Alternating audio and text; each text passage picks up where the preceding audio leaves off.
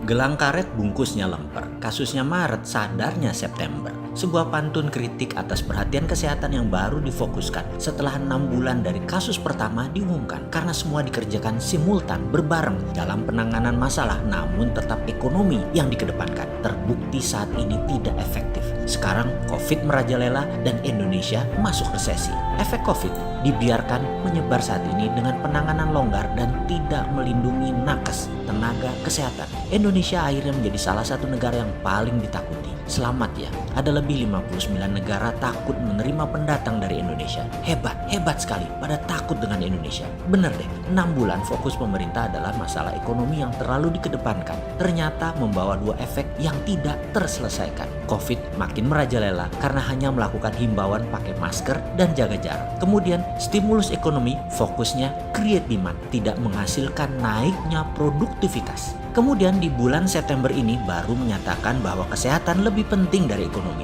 Walah Pak, kemana aja bos selama ini? Pembisikmu mah memang kerjanya nyari duit. Kok bisa ya percaya sama pembisik yang ujung-ujungnya duit? Anggaran digelontorkan. Wih, efektivitasnya nanti terlihat kalau kuartal 3 dan kuartal 4 pertumbuhannya minus. Berarti sampean dibohongi anak buahmu bos. Gak kapok-kapok ya percaya sama pendapat. Bukan data lapangan yang valid yang telah dianalisa oleh pakar. Masa semua keputusan pakai common sense sih memutuskan ya begini jadinya. Masa orang percaya juga dengan info netral kita yang hanya bisa membantu lewat udara ini. Kalau Desember nanti, tahun ini 500.000 orang yang terpapar COVID, piye jal, rumah sakit penuh dan ekonomi pasti tidak naik alias datar. Bahkan ada yang bilang turun terus sampai 2021 kuartal 2 alias 1 tahun negatif pertumbuhan ekonomi dan COVID belum terpecahkan. Bahkan setelah vaksin dapat di bulan Maret 2021 juga tidak selesai karena untuk mengcorner COVID yang bisa memberikan pertahanan lingkungan minimum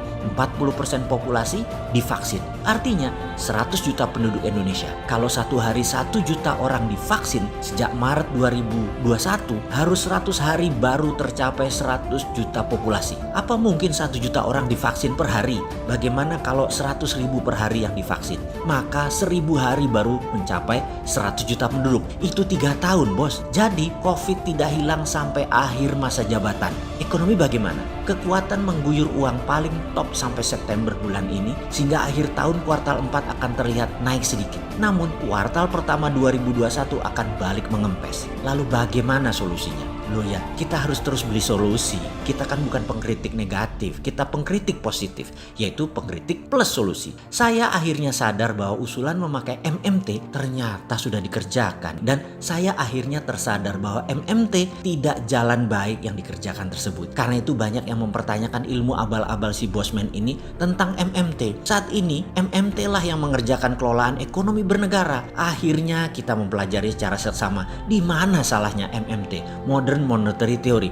Akhirnya ketemu juga di mana salah MMT itu. MMT yang dipakai ternyata MMT Menteri Multitalent. Eyalah, tak kira ilmu genah yang terbukti di banyak negara jalan baik seperti di Tiongkok dan di Amerika di dalam menciptakan produksi dalam negeri dengan basis mencetak uang. Cetak uang yang berbanding lurus dengan jumlah produksi barang dalam negeri. Sudah ya, jangan bolak-balik bilang inflasi. Yang bilang inflasi hanya buzzer yang gak punya ilmu. Inflasi gak ada kalau ada produksi. Makanya tanya produksinya mana, bukan printing money-nya mana. Faham? Wahai buzzer, bener deh. Yang ada MMT yang dipergunakan selama ini hanya menciptakan keuntungan bagi oligarki dan global trading menjual tanah air. Tak kirain buat rakyat jelantah kita-kita ini. Ternyata buat elitis. Apa sih? Jadi solusinya gimana? Ya pakai MMT yang bener. Balik ke laptop. Langsung ke UKM produksi. Pakai digital database. Peserta peminat daftar di web. Semua data digital. Dan buat semacam BPPN dulu. Ad hoc berlaku 4 tahun saja lembaga ini. Gak pakai tunai. Semua digital. Pakai payment sistemnya BI, KRIS,